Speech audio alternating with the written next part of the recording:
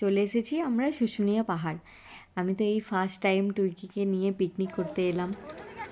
মনের মধ্যে ভয় হচ্ছিল যে কী করবে না করবে, তো যাই হোক ও পুরো জার্নিটা খুব এনজয় করেছে।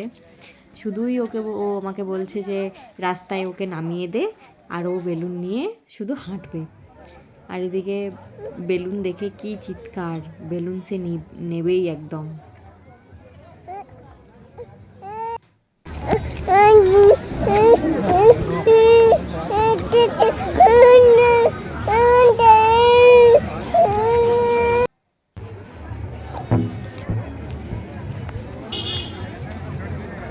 শান্তি এই যে বেলুন নিয়ে তার শান্তি হলো। তারপর শুধুই বলছে বেলুন নিয়ে আমি হাঁটবো, রাস্তায় আমাকে নামিয়ে দাও। কোনো কিছু দেখছে না আর শুধুই পড়ে যাচ্ছে। তারপর এখানে আমি ওকে বলছিলাম না ফটো তুলি, একটা ফটো তুলি। কোনোভাবে ও ফটো কিছু তুলছেই না, শুধুই ও এরকম হাঁটতে থাকছে। ও কিন্তু খুব এনজয় করেছিল। যাই হোক ওখানে আমরা পিকনিকে খাওয়া দাওয়া অনেক কিছু করেছি। Top of the hill Soumen আর আকাশ গেছিল এই শুশুনিয়া পাহাড়ে টপ অফ দ্য হিলে।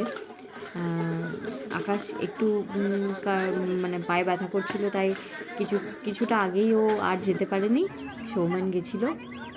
আর এখানে আমি টুইঙ্কিকে খাওয়াচ্ছিলাম। বাচ্চাদেরকে খাওয়ানো তো সব মায়েদের কতটা যে প্রবলেম হয় তার বলার নাই।